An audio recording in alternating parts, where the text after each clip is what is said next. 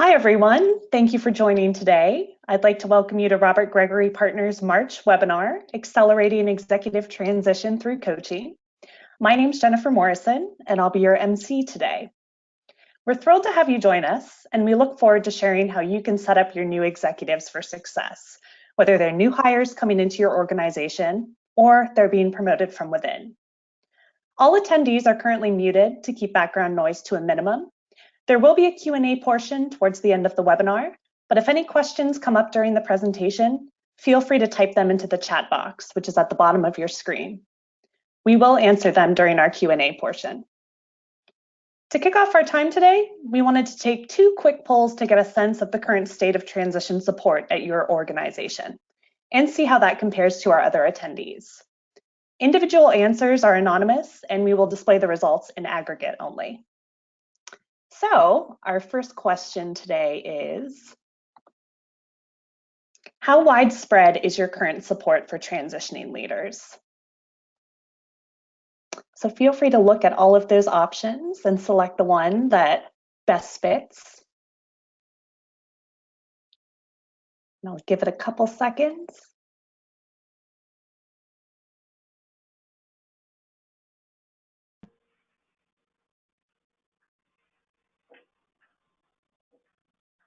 Great, and I will close the poll now. And as we look at those results, high level, looks like a little less than the majority has it in pockets of the organization, but want to make it more robust. And then we do have a good chunk of people sort of scattered in the new hire and new promotes at the executive level, and then also people who are exploring best practices in preparation of offering it. And a few that have strong processes for new leaders at all levels. And then we have one more poll that we'd like to see the results for as well. And that is around coaching in relation to transition support. So how do you currently utilize coaching in transition support? Is it not offered? Do you offer it with external coaches at the highest levels, or do you have it with internal and external coaches at all levels? So I'll give it a few seconds to get all of our responses in.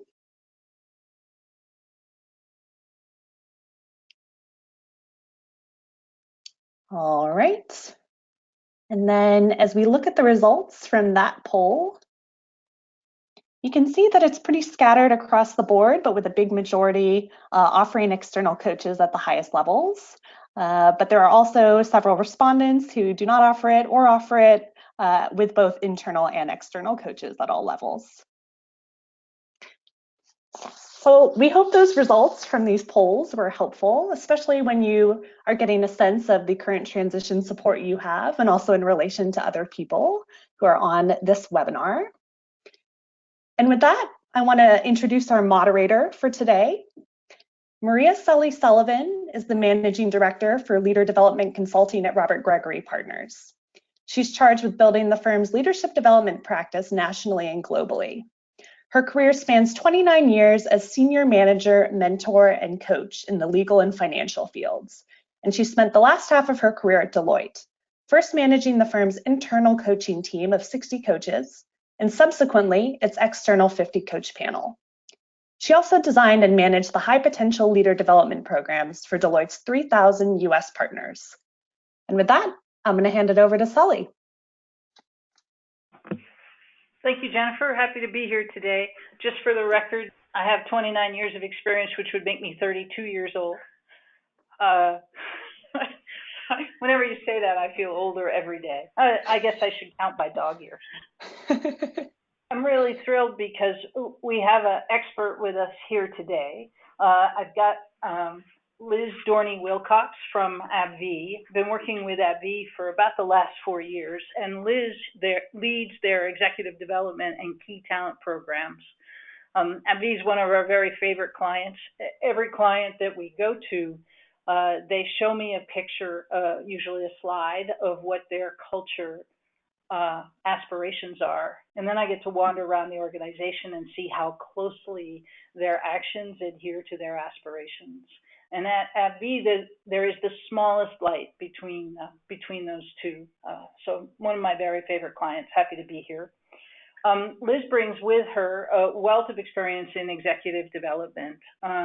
She's worked with, before coming to AbbVie, worked with such executive development powerhouses as Bank of America, Dell, and GE.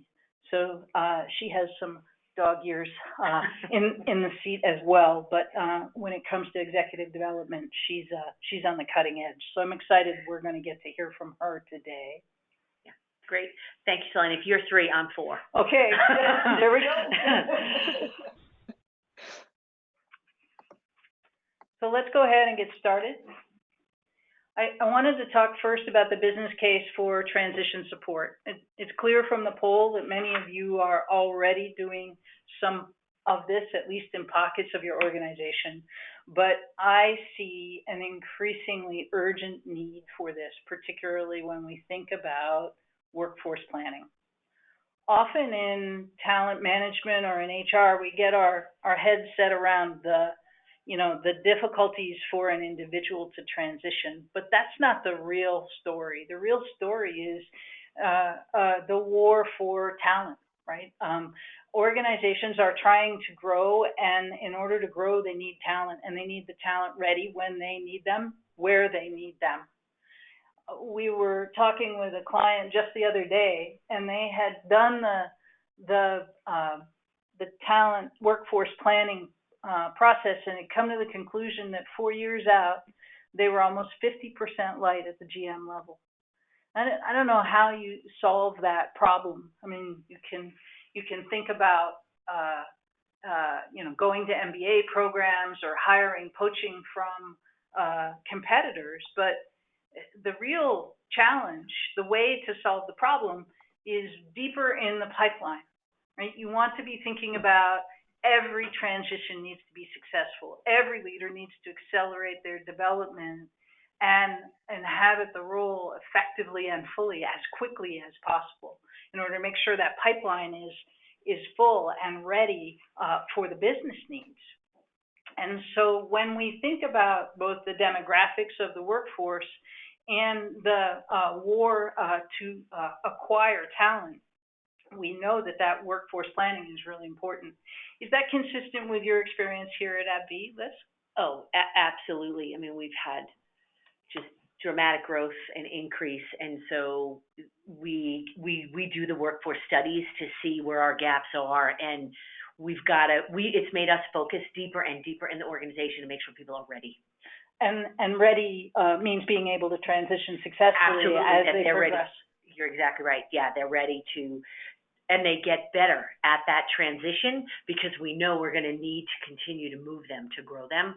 So the ability to do that well is important. Right. Becomes a competitive advantage. Oh, yeah. Yep.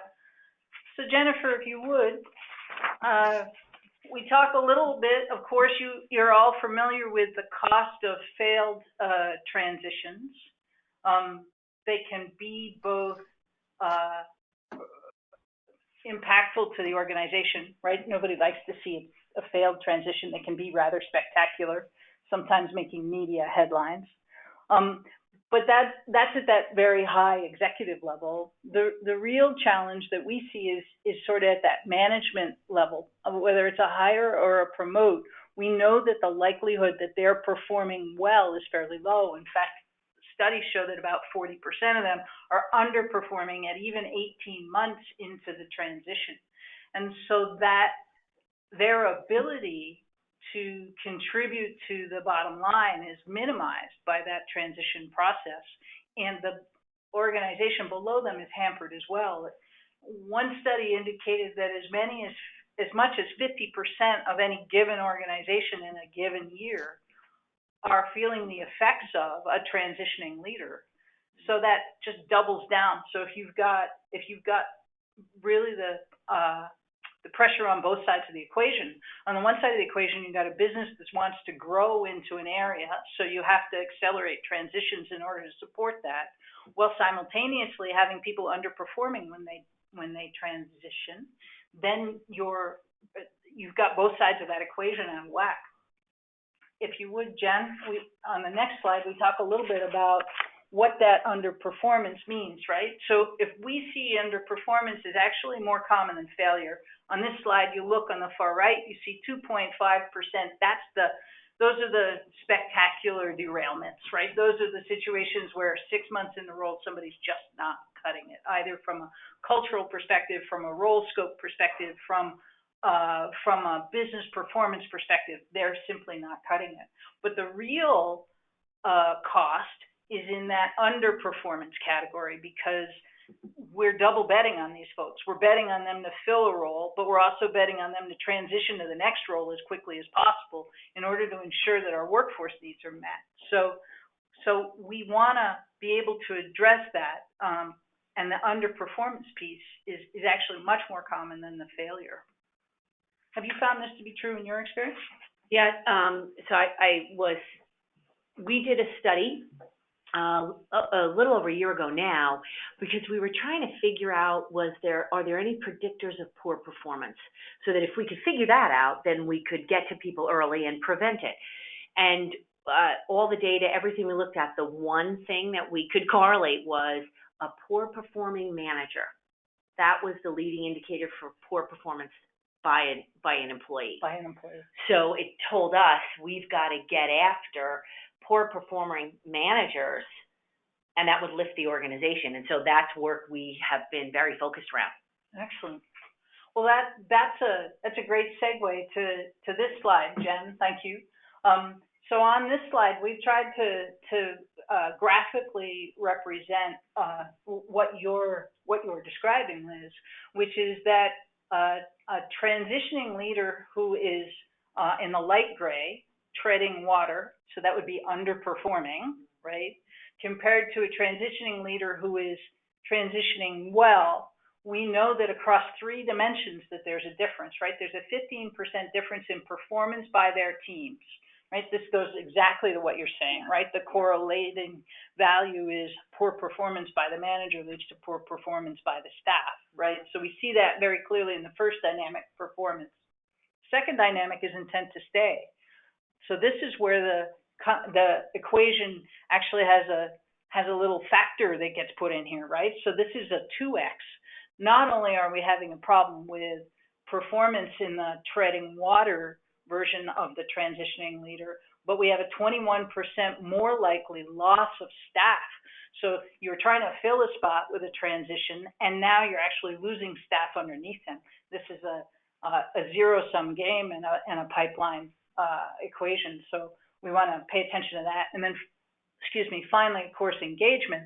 So this is where we simply ask, for whom would you rather work, right? Your engagement is going to be better for a leader who is transitioning well, accelerating into their role, inhabiting fully the expectation of that role, and being able to support you as a team member in that.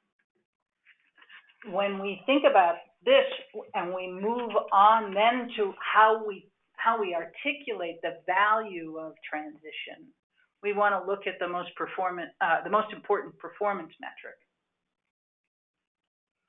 which you've all seen this, I'm sure. This is the famous Watkins value consumed to value created graph.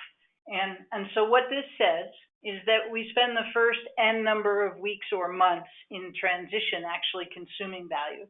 Now this is seen as an external coming into role. So this is an external hire. Interestingly, once you get beyond that, then of course you create the value created side of the equation, and then ultimately you break even. This projects break even at about 6 months for an external hire. I have to admit, my experience indicates it's typically longer than that with an external hire, particularly the higher in the organization, simply because culture fit is always an element, how things are done in the organization is always an element. But I think this also is true for internal promotes. And we don't think about this often in the HR space. We presume that if somebody already knows the culture and already has an internalized map of how to navigate the organization, that they're not actually going to have any difficulty transitioning, when what we find is that they're typically the population that underperforms most reliably. And that challenge is because they don't raise their mindset. They may have moved their desk, but they may not have moved their mindset, the adaptive learning about what's expected in this new role, how I have to behave differently, how I need to be acting differently with my former peers, how I need to be driving performance result differently now that I have transitioned to a new role. These are not necessarily conversations that they have, nor does their manager necessarily have with them. Again, the assumption is they already know their way to the coffee pot. There's nothing more that's needed. And we find in our work that that's not true. I'm curious, Liz, what are you finding? Yeah, same thing. I mean, we deliberately bring both the internal promotes and the external hires together in our efforts around transition support. They learn from each other, but for those internal promotes, we feel we have to make the deliberate effort to say, hit the pause button, check yourself, and promote yourself, and what do you need to let go of? What do you need to bring along? Very specifically. Yep. Yeah. Yep. Absolutely. Absolutely. And so you would want as well to incorporate the people around them in that conversation, their new managers, their new stakeholders, their team members, and their former peers, right? How do we need to be different now that we're in the role? Yep, that makes sense. The challenge is quadrupled by expectations in terms of the speed of transition. It used to be, way back in the old days, you could have a year to transition and people were expecting you to be fully functional and fully enrolled within a year. Now, again, that's from an external perspective. But it wasn't uncommon for people to still be saying 14, 16, 18 months in the transition, I'm still getting the feel for the cultural norms or the calendar of the culture.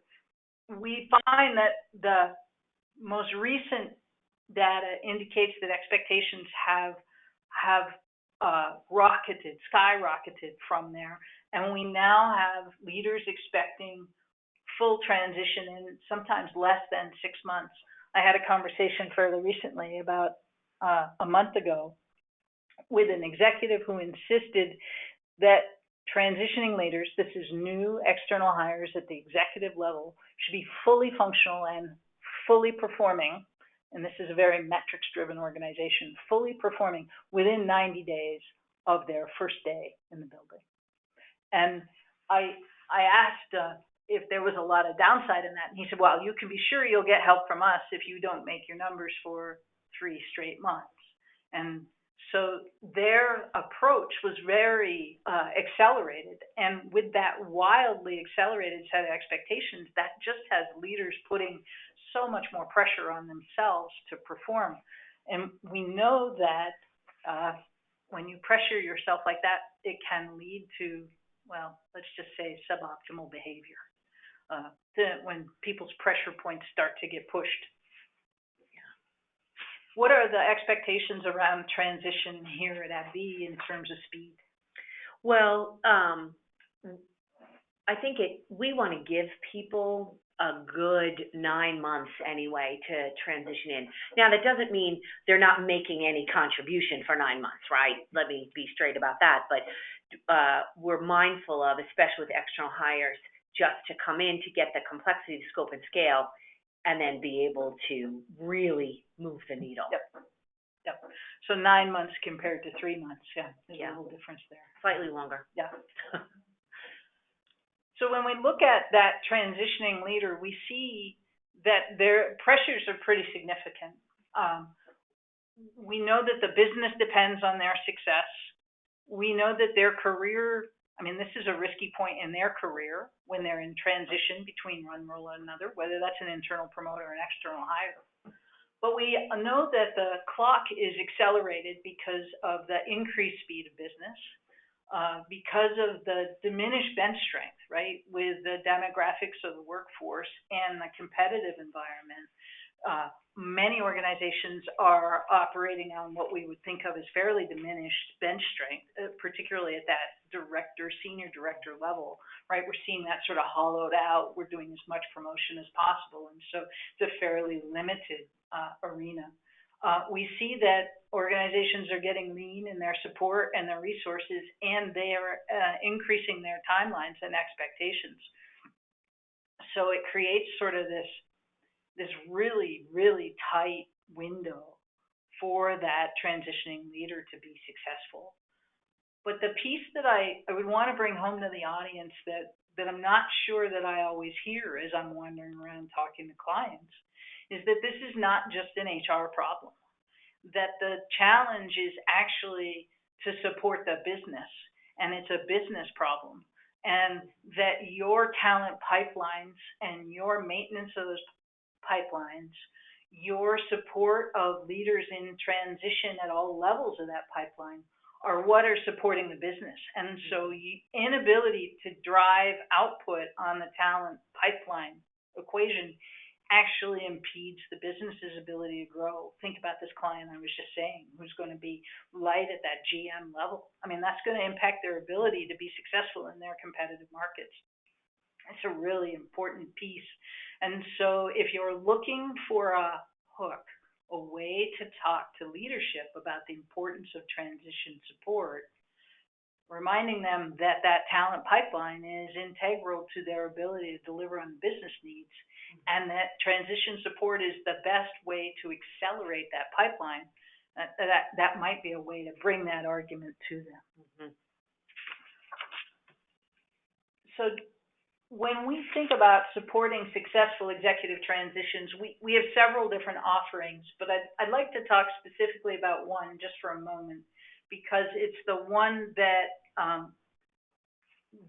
is most effective in a one-on-one environment.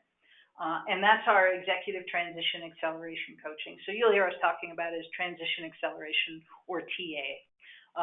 And it's a process that's very science-driven, right? It's based on overcoming the 4 most common pitfalls in transition.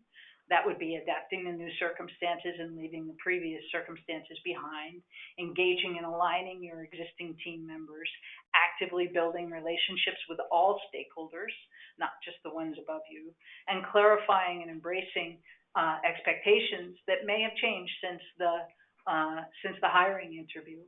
Those are what we see as the 4 most common pitfalls. And this process, this coaching protocol, is designed exactly to attack those 4 most common pitfalls. But we know that during transition, people don't have a lot of time. So standard coaching engagement is rarely effective. There's not enough time to spend with the executive in terms of reflection, in terms of input in a 360. They barely have time typically for a psychometric assessment. You're in a situation where the clock is ticking, the pressure on them is very high, and their time is extremely limited. So we created essentially a protocol that takes a half day up front, a half day early in the process, and then a full day at about 75 days.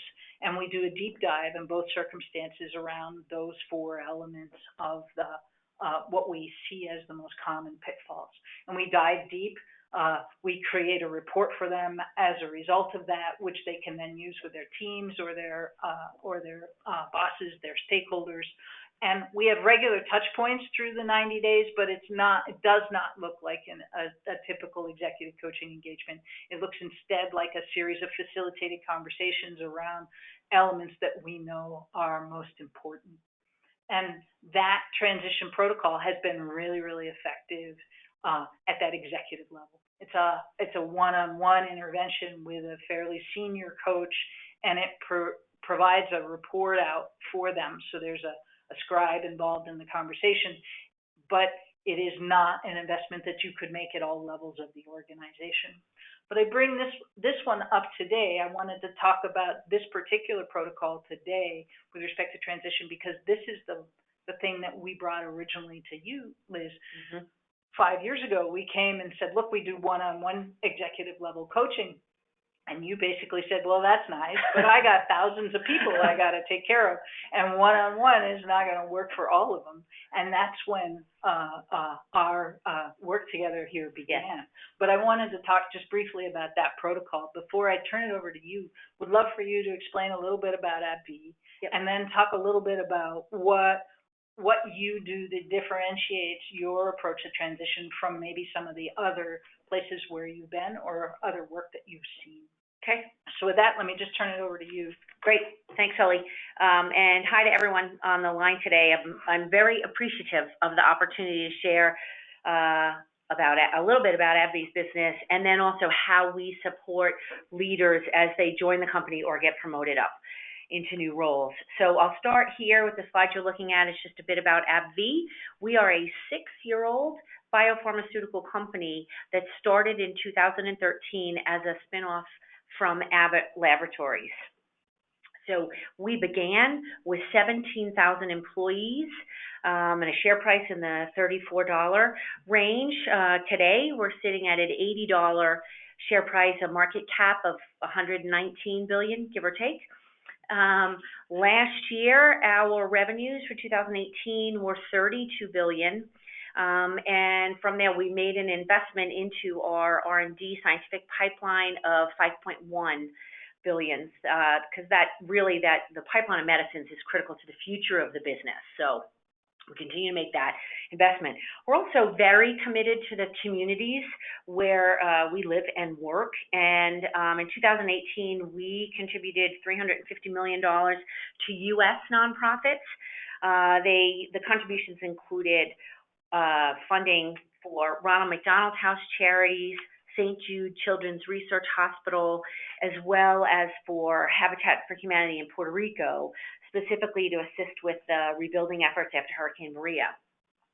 And then to strengthen U.S. K through 12 education, we contributed to the Community and Schools Organization as well as to City Year. The other piece near and dear to my heart is that we're now building a new state-of-the-art middle school for an underprivileged district not far from our headquarters location at all. So really proud of that work. Today, AbbVie has 30,000 employees around the world, and our headquarters is just north, 30 miles, give or take, of the city of Chicago. And we have 22 sites spread around the world focused on either R&D or manufacturing, and that's US, Europe, and Asia. And our work is focused on delivering transformational medicines with a primary focus on immunology, cancer and oncology, virology, as well as neurodegenerative diseases such as Parkinson's and Alzheimer's. So if you could go to the next slide, here we are. So here you see our transition framework. So I mentioned we started 2013. So from that beginning, we had a vision for a full suite of development offerings that served as the roadmap for our first few years while we built out individual solutions. We started with leadership assessments and key talent programs. Then we focused on transition programs at VP and director levels, which is when we started talking, Sully. In parallel to that, we were also developing a curriculum for first-time people leaders. So this sequence worked for us because we knew we couldn't do everything at once. And by focusing on that global cross-functional key talent and bringing them together, we were able to educate leaders on our new business strategy and ensure they had a clear and shared expectation around behavioral expectations of them. And it really went a long way to building our culture. And we were also building the internal brand and credibility for the executive development function. So we found that leaders who experienced our programs with a positive experience, I'll try that, then they were way more supportive of their team members participating in the future. So the whole pay it forward concept, it really helped us build that with our alumni. So this framework in front of you, and I'm going to walk around the wheel in a minute, is really the result of many things. That all the initial programmatic and process work we did to support new directors and VPs. It also comes from our individual coaching engagements, our talent review data and discussions, and with a significant amount of help from from Sully right here in Robert Gregory Partners. Our partnership, Sully mentioned, goes back several years, and this is one of the outcomes of that. So let me just provide scale about AbbVie in terms of count. So we have just about 200 vice presidents and 2,100 director level leaders. And when we say transition, we are inclusive of both those external hires and internal promotes. So we've had a run rate over these first few years of between 25 to 35 new vice presidents, again, promotes and hires, and then anywhere between 150, 200 director hires and promotions, which was why the one-on-one thing, I wanted more. And remember, we grew from 17,000 to 30,000, so a lot of growth. Yep. Yes. So the transition, if you go back one slide, the transition framework, as I want to show you guys this comprehensive framework, and then we're going to get into how we bring it to life for VPs. So the transition framework is built around 6 specific areas that we think every leader in transition should consider. The leader has to understand that it's a journey and that she will experience up and down along the way, sometimes even in the same day, you'll have ups and downs. And the framework isn't linear, that you may spend more or less time in one of these areas than another depending on your specific situation. So if I start at the top, you see self-awareness. We anchor the framework here. Having a deeper understanding of himself or herself and how they respond to change has a direct impact on the success of the transition. So the leader should consider why he took the role, what it will take to be successful in the role, identify strengths and weaknesses, and identify how they can leverage the strengths but close critical gaps. And this is also with internal promotes. We encourage the leader to get very clear on practices or behaviors from their previous role that they need to leave behind or give up to be successful. So from self-awareness, we move to environment. So environment is all about taking the time to ensure they have a clear and accurate understanding of the business challenges and the opportunities in the new role. So the leader needs to consider the competitive landscape, their current situation. Many of you are probably familiar with the Watkins first 90 days concept. They also have to consider the team culture, because this will help them, that combination will help them begin to identify priorities for the role. Now, this again, one call out here for internal promotes is that they sometimes think they can skip this because I know the business. But in fact, we want them to reflect here so that they don't bring any unconscious bias along with them into the next role. And then we move to focus. So focus is about aligns and builds upon really the reflections done in environment.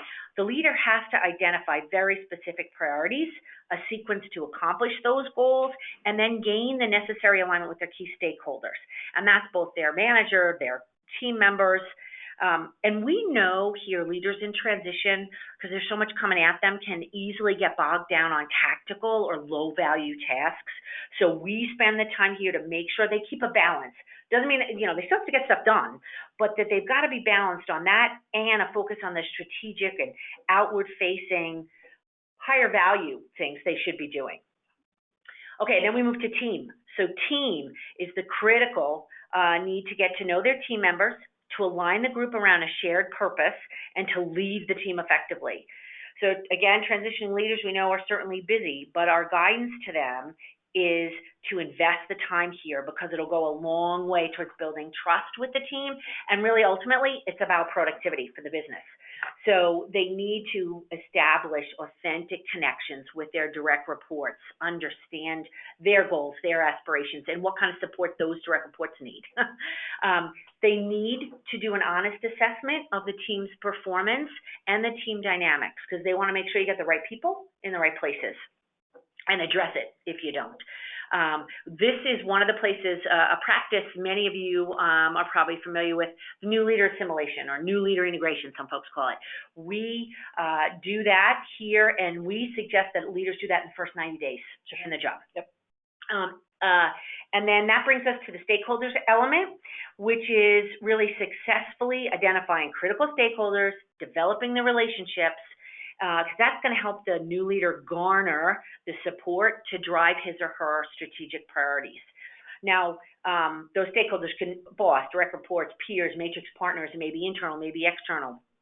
The one thing I would call out here that we talk about is it's that the leader has to be able to both influence others for sure, but they have to allow themselves to be influenced. You know, if they are just busy pushing their own stuff out and not seeking to understand the priorities and perspectives of others, it's not going to help them. It's not going to go. So they need to be mindful of both of those. It's a two-way street. And then finally, support. So this is really just that the leader in transition needs to educate him or herself about what's available and then proactively reach out for that support. So, you know, it starts with their individual manager, certainly, to assess project progress and give them the coaching. But we also encourage them to identify and connect with people and parts of the organization who can help them navigate. And they need trusted partners, you know, but phone a friend. They need them. And then, of course, their HR and talent team partners. So that's the overall framework. What I want to show you now is how we bring it to life for our new executives, our new vice presidents. So the shorthand here is it really does take a village of cooperation and collaboration from our executive development, our talent team members, and our HR business partner colleagues. So, and this practice came about over time. It didn't all just happen at once. So, you know, we had, and Sully mentioned this, we put a programmatic solution into place, and it was very successful, but our transitioning leaders said they wanted more. And then the other compelling business reason for us really is that certainly in the case of a new VP, you have a significant acquisition cost. So to not complement that with a robust support for them is sort of setting the money on fire, if I will. And nobody wants to do that. So in the competitive landscape where you find yourself, they'd be out of here in a day. Fiercely competitive, right? And so we want, in this labor market, and for us, right, going into competitive therapeutic area markets, we want leaders, we know they have a choice, so we want them, so if they come here, we're committed to their success, both in the short and the long term. But also make the case for internal promotes. Why we do this? Because all of our executive leaders need to be successful as quickly as possible. We need them to accelerate. So we do it for both. So my executive development team plays the role of steward, or, you know, note taker, really, in its less glamorous form, for the overall practice. And there's Excel spreadsheets and tracking involved. But it also, we couldn't do it without support from the talent team and HR, our HR generalists, our HR business partners. So we pull together that group for a new VP before they start enroll, certainly in the case of external hires. And in that external hire situation, we engage our talent acquisition partners, because at that point, they know that person better than anybody. And they know maybe some of the specific personal nuances of the situation that we can help with. So when it's an internal promote, it's the HR business partner who provides that guidance. So how it works, again, I'll start at the top of that what do you call it, the hub and spoke? That's what you call it, yes. So we'll start at the top. So the HR business partner does that business onboarding plan. So this is that traditional onboarding plan we all think about, scheduling the initial stakeholder meetings, and who's who in the org charts and the business situation.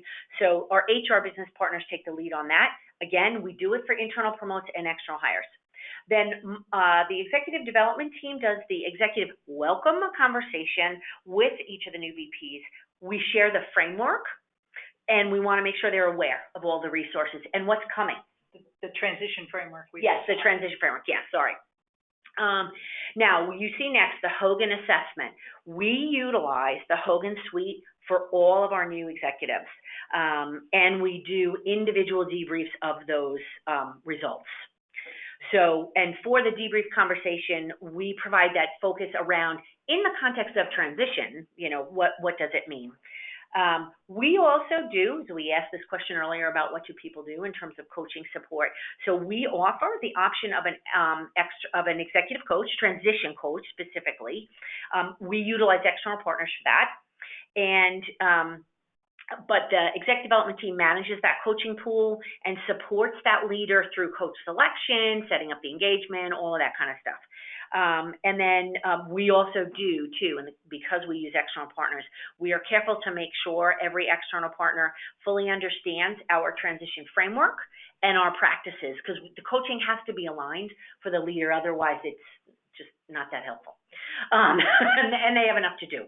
Now, the other thing we do here is we bring in our talent managers, and they support this new leader by giving them an overview of our talent philosophy, our talent practices, like performance management, talent reviews. But the other really critical thing they do is to provide a detailed look at that leader's what we call state of talent.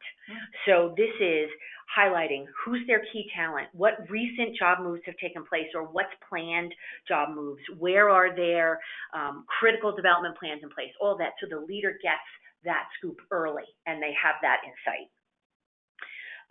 Then next you see the executive transition program. So that used to be it.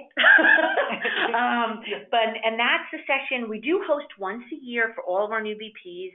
And it's supported by our CEO and our CFO and our CHRO, all attend. They spend significant time in dialogue with those leaders. We've talked about this. We bring together both internal and external folks. The external hires, I think, get insight into the organizational culture and kind of how things work, the things nobody writes down. They get those tips from the internal promotes.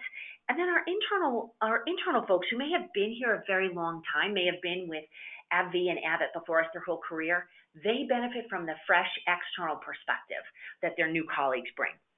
And then everybody gets this wider cross-functional relationship network that, quite frankly, for me, I say it helps drive the business faster because they can solve problems faster in the future. Then you see the new leader assimilation. Again, assuming most of you know what the NLA is and the tool. What I'll say here at AbbVie is we so believe in the value of this exercise and the benefits it gives to the team effectiveness that it's a required element for all of our new VPs. We also extend the practice for some director level leaders who may serve in critical roles for the company. As an example, Sully, you talked about GMs before. So we have our general managers lead each of the individual countries around the globe. So they're sort of a baby CEO, if you will. So really important role. They do new leader assimilation, and we extend coaching support to them. Now, then the next item is the status discussion. So this is something we do with our external hires at about the 6-month mark, and it's really a check-in with that leader. We want to ensure their transition is going well, and if not, are there any action items that we need to mitigate? So it's helpful for the leader, but it also, insights from those discussions can help us inform. Do we have gaps? Is there something we need to be doing differently from a transition support standpoint? And then finally is the AbbVie team alignment session. And it builds on that NLA, the new leader assimilation, and it helps the group build agreement on their purpose, their priorities, the ways of working. Each one is different. They're customized based on the needs of that team and that leader and their business context. So we're able to provide this high-level support for our vice presidents with our available resources. But we also know that, every leader in transition is important, and we've had so much movement and growth, but I don't have infinite resources. So we need to create a more scalable model, and that's what you're looking at now. So here you see that representation. So it's a combination. you see the levels of leaders down the left side of the slide and then across. It's a combination of individual guidance that we can give to these leaders, programmatic support elements, and then that individual coaching that we provide. Now, I talked through the VP level, so I won't belabor that point. But I'll talk a bit about the directors and the managers. And, you know, the thing that's important here is that as you move through, the amount of resources required shifts, right? So it gets more self-directed. But I want to be clear that we make sure all of it is grounded in that transition framework. So in a beautiful, perfect world, someone, you know, becomes a new manager, they see that framework, and then as they move to they transition, they get promoted to director, they see it again, but with fresh eyes. You know, so it's what I hope to be a self-fulfilling prophecy. Under the directors, under the guidance for them, you see the self-directed leadership transition guide. The guide is grounded in the framework, and it walks the leader through a variety of exercises and reflections that help him or her build out their own transition plan. So it's effectively a written version of the one-on-one coaching protocol I described. Yeah. It works around the framework with the individual leader, but it's in a written format that they can do it self-paced. Totally self-paced. So if they did not get any love from their HR business partner or their talent partner, this could help them. And we proactively, the executive development team proactively reaches out to new directors as they get promoted or hired. And we deliver that guide to them along with an invitation to attend what you see under the program support there, this 3-day transition program. So it's a programmatic solution, new directors. We run that, 6-7 times throughout the year, and all new directors are welcome to attend. One thing we did take the decision here is we wanted to take out any barriers for people being able to attend that. So there's no tuition, or that program is centrally funded, so that really people, the only cost would be if they have to travel. And here we have our successfully transitioned VPs, who ideally have come through their 3-day transition program, to join and speak to these director level cohorts, and they can share insights and perspectives with them that, you know what, with their pay it forward, and it's I can tell you something as the HR person, but boy, when that business leader comes in and says it, it suddenly has way more credibility. I try not to take that personally. But one thing, though, we definitely do see the pay it forward here, that leaders, and this helps us operationalize this. When I invite leaders to come, they come. They're quick, and that makes a big difference. Now, in the coaching section, I just want to say here, you do see we do offer external executive coaching in certain circumstances at the director level. It may be, again, it's a really critical role for us, or it may be that this is a very senior level director, complex situation, that kind of. So that's, we still continue to make it available there. Now, at the manager level, really we rely on the hiring a direct manager to play the role in supporting the transition.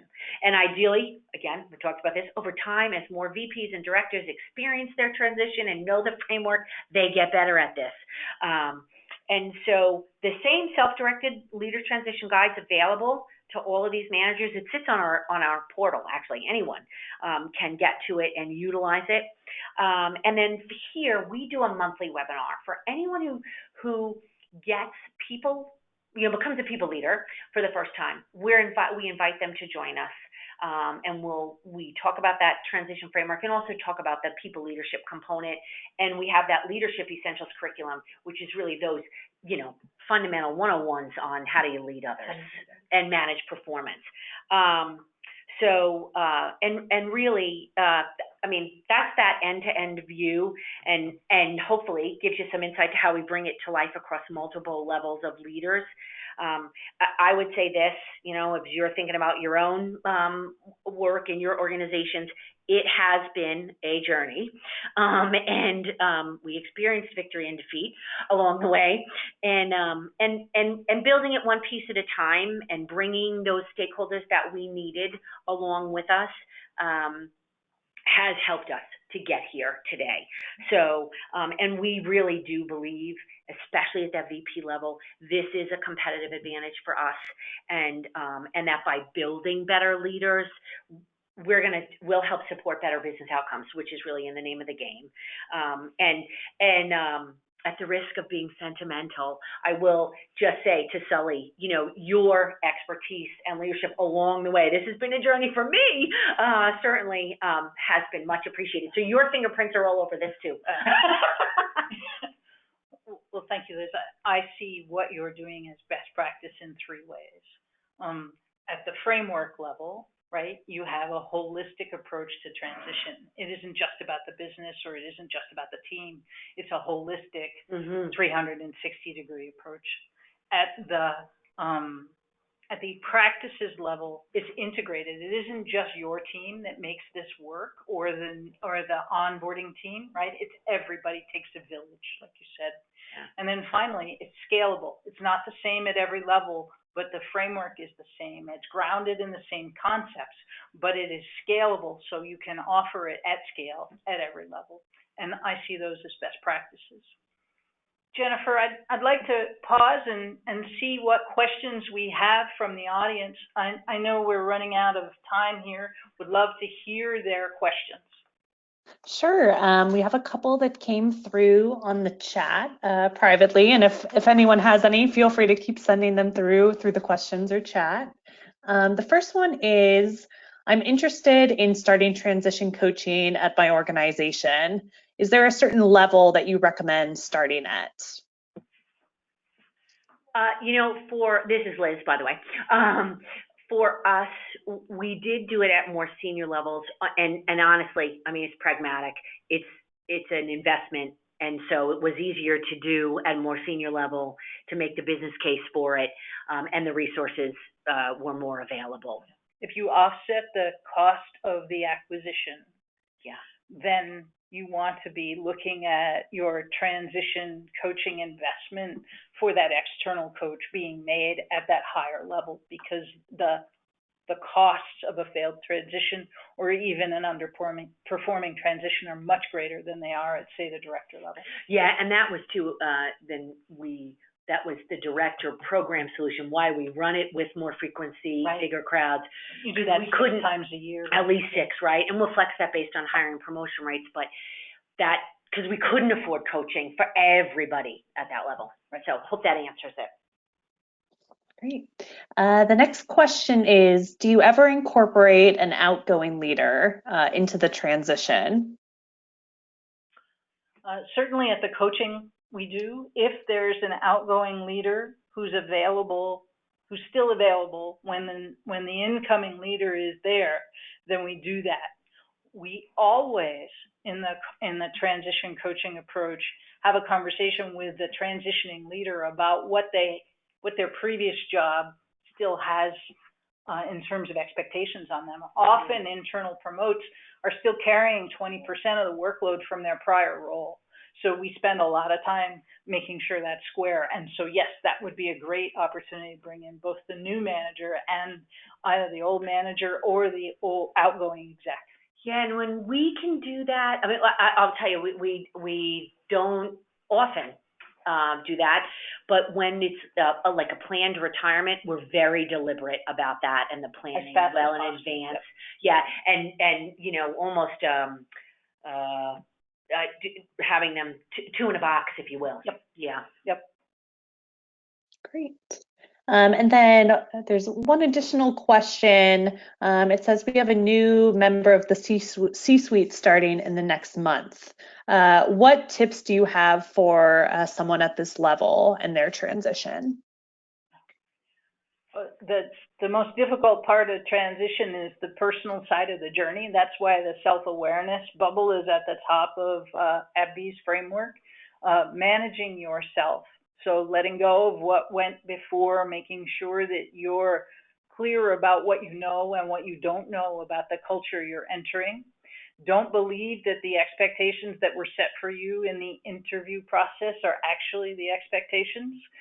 Make sure and test those with the stakeholders, and take every opportunity to bring the team along, right? Get to know them, address who had the role, who wanted the role that you got early and directly, and build trust in every relationship along the way. And the thing I would add is, don't assume just because they're so senior they don't need help. You know, it can be intimidating to stroll into the suite and offer that help, but don't assume they don't need it. That's great. I think that's all the questions we have for now. Anyone else before we come to a close? Any final words, Liz or Sully? Thank you very much. Thank you, everybody, and we're happy to help. As you heard, there's a little passion here around transition, so be happy to talk with you about whatever your unique organizational needs are. And two, folks, this is Liz. I'm happy to too if you have questions or whatever. If it would be helpful to have a conversation, I figure through Robert Gregory you can find your way to me. I'm happy to have a follow-up call or conversation with anybody. Great. Well, at this time, we want to thank Liz for being a part of our webinar today, and thank everyone for joining for today. We hope this content is very valuable to you and that this time was worthwhile. We also wanted to invite you for our next webinar, which will be on Wednesday, May 15th, which will be around coaching to support diversity and inclusion. We'll be talking about best practices for developing employees and a company culture committed to inclusion and innovation through coaching support. And the link to register for that webinar will be in our wrap-up email that will be sent out about an hour after this webinar comes to a close. So thank you for joining today, everyone, and hope you have a great day.